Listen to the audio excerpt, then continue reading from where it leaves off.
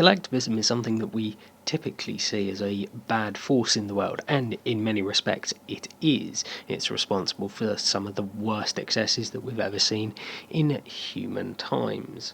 However, collectivist ideas themselves are not inherently evil.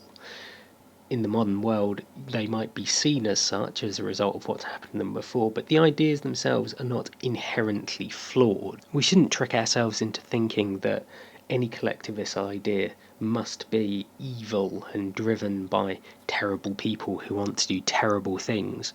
We need to resist collectivist ideas not because they are wrong on any level. For the most part, they're actually correct, they're at least logically sound. We need to resist them because they are immoral.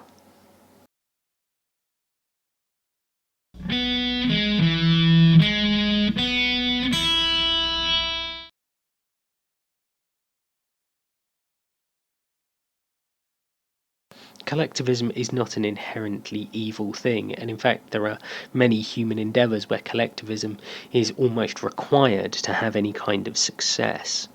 The military, for example, is the perfect example of a collectivist system that is to the net positive of society.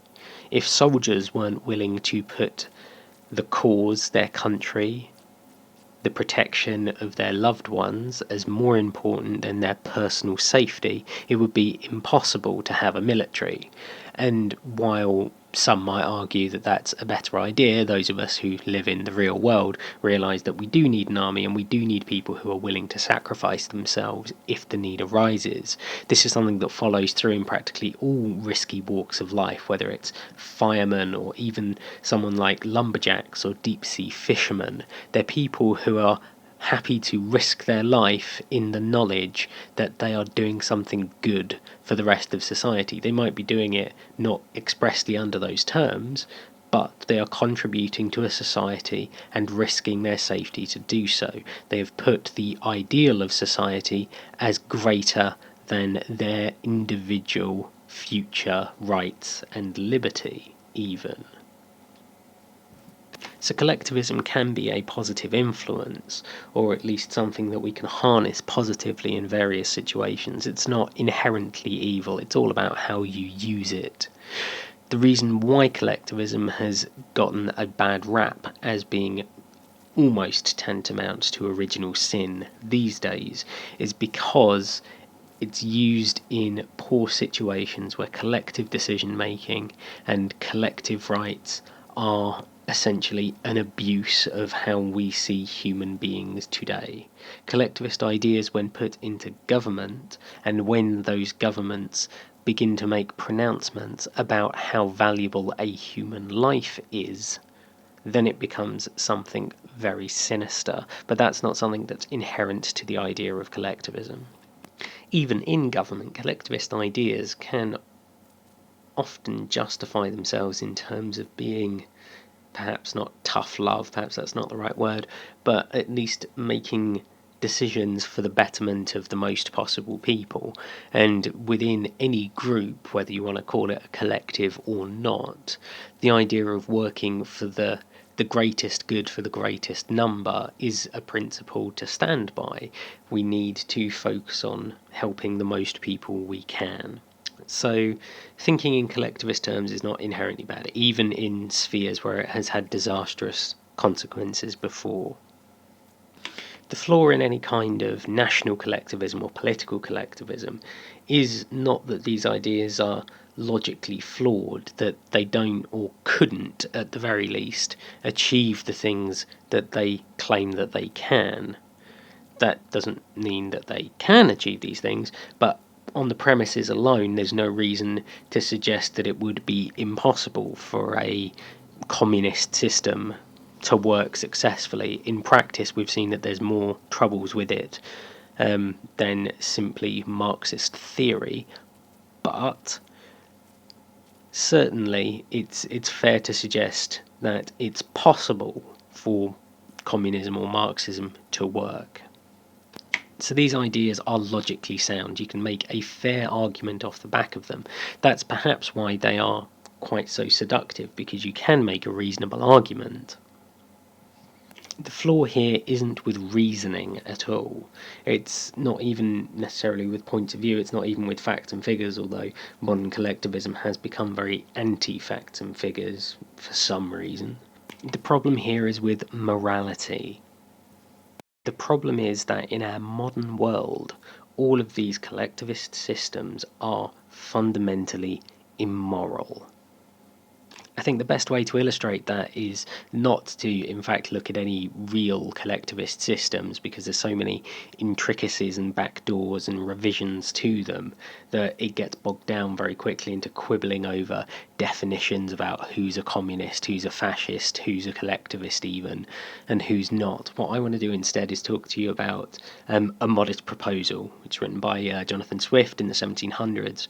It's a pamphlet that suggests that the poor sell their children as food to rich people. That would stop their families starving. At the time, he was talking particularly to Irish families who were living under the yoke of British colonialism and genuinely were starving. The argument here is that if children could become some form of income for their parents while at the same time no longer being a mouth to feed for the family, bringing in more money while costing less, would be a huge net benefit to poor families. And there is genuinely some logical truth to this. That if a lot of poor families didn't have so many mouths to feed, their money would go further, and the resources of society in general would be less stretched. That in a very dispassionate sense, the idea that if we had half as many people living in the world today, we would have certainly far less severe problems about energy, about food, about water. We would have far less pressure put on these resources, and so the world would be more peaceful, hopefully, or at the very least would have less cause towards violence. What Swift's saying and this, by the way, if you don't know, this is a satire, this is a parody, this is something that he's suggesting because it is ludicrous. But his suggestion actually does fall very much in line with criticism of collectivist ideas, at least from a moral standpoint. The reason why the poor should not eat their children is not because it's not logically sound. In fact, there are situations, dreadful situations, absolutely, but situations nevertheless where eating your children would genuinely be the right thing to do.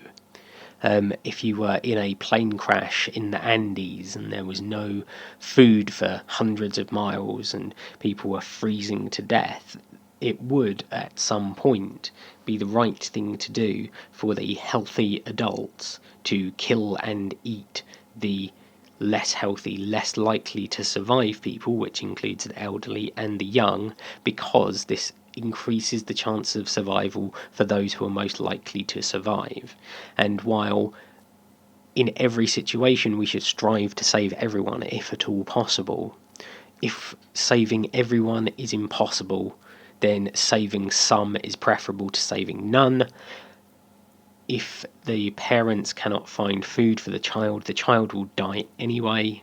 And so if the parents can survive with the child dying, that is better than all three of them dying. So there are situations whereby this kind of dreadful choice would be put before you. Perhaps less so these days. It's very hard to find anywhere where you would be quite so remote. But on a moral level, it makes sense in some situations to do this. That situation in the Andes, by the way, that was the subject of the film Alive, based on real events, is very much a situation where collectivist ideals do have to apply. If that was a plane crash anywhere else, if you were just stuck there for a few days and there was no immediate chance of death, then of course you would respect everyone's right to liberty, to happiness, to continue their lives successfully.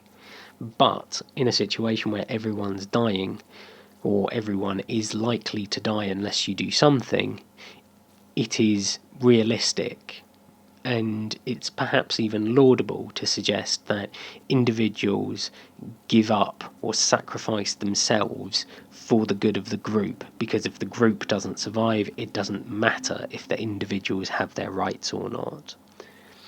Survival essentially knows no morality, or it is either actively moral or it is directly amoral, that is to say, it has no moral quality, simply to pursue survival. Without survival, it doesn't matter what morality you have. If everyone's going to die, if our whole species dies out, it doesn't matter how well we think of ourselves just prior to that fact. This is a situation where collectivist thinking is relevant. When survival is on the line, then the rights and privileges of the individual must go out the window. That's why humanity has lived under collectivism for the majority of its history, because survival mattered more.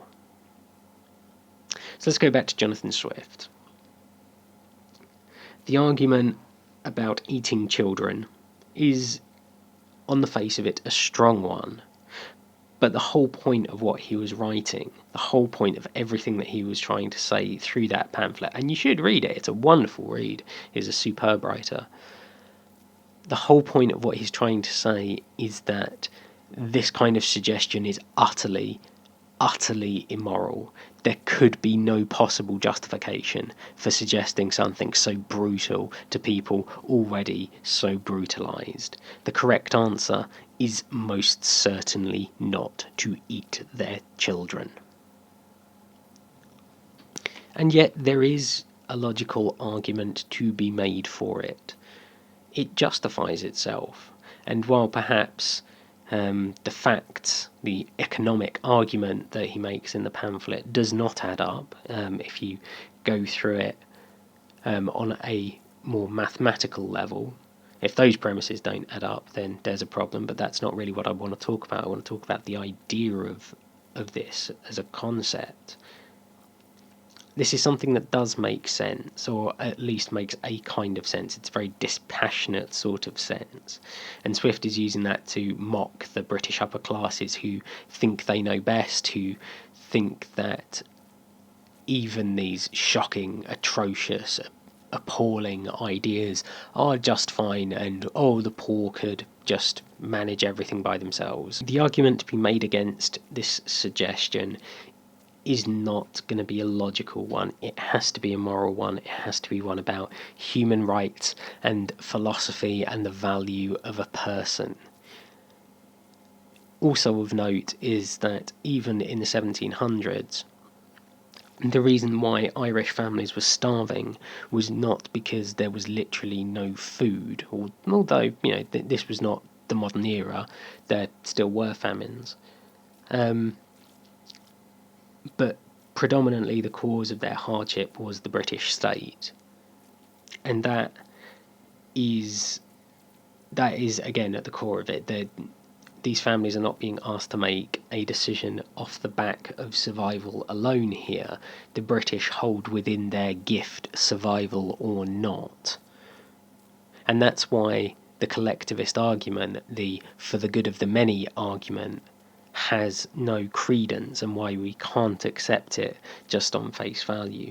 We can't accept that it's okay to do something quite so hideously immoral when survival is not on the line, and particularly for someone in whose gift survival exists, suggesting something quite so hideous.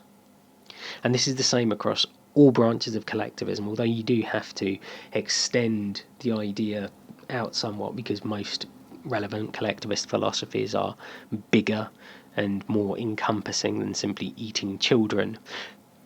But the arguments you have to make against them do have to be ones on a moral level.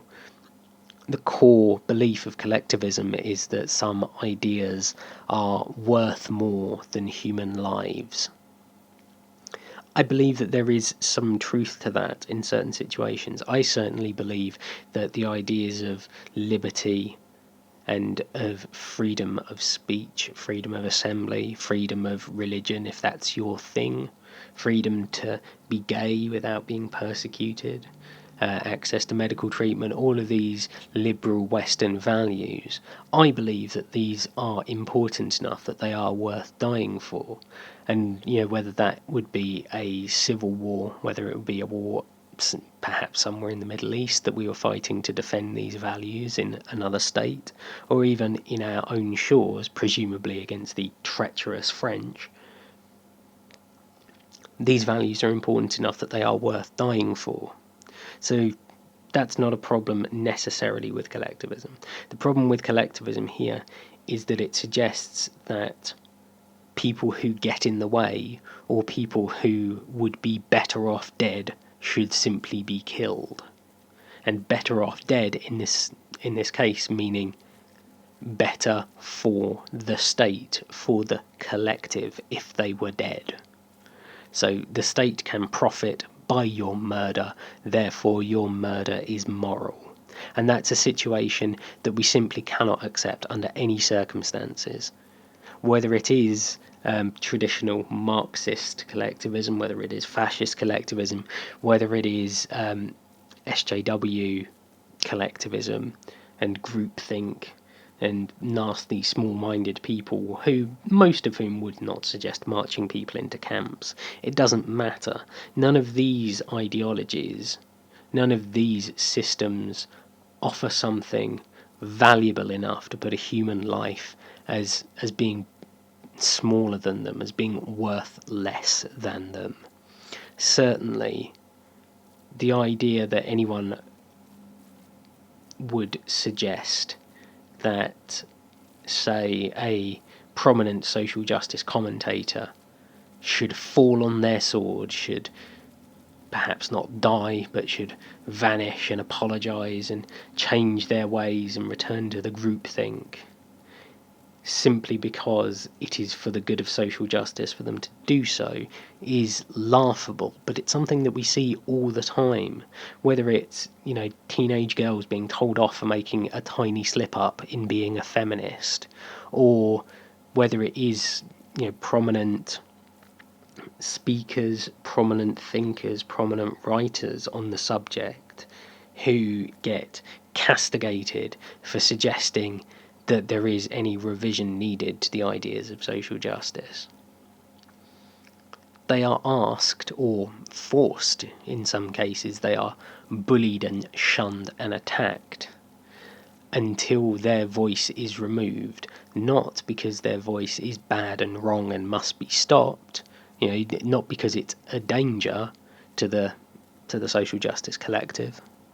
They're asked to do this, or forced to do this, because it is to the net benefit of social justice to present a unified front, to present this ridiculous intersectional nonsense as being the only plausible school of thought. And that's immoral. It genuinely is. Collectives have no good into and of themselves. Asking that you kill yourself or you kill someone else for the good of communism is nonsense. It's immoral. And that's the flaw in all collectivist ideas. It doesn't matter who or what or when, whether it's your right to speech or whether it's your right to life, your right to freedom from torture, your right to freedom from arbitrary detention. Any of these things that you're being asked to give up for the good of SOCJUS, for the good of communism, for the good of the party, for the good of the state, not for your own good, not because you will ever profit from this, but simply because it would provide some minor benefit to render unto Caesar. And that's immoral. It must be immoral. We can argue about the logic of social justice, about the facts and figures, over whether they hurt or hinder the people that they're trying to help. And they frankly are hurting the people that they're trying to help. But I think that's incidental, and I think that the important thing to focus on is not that they are factually wrong, it's that the premises that they are working from are wrong.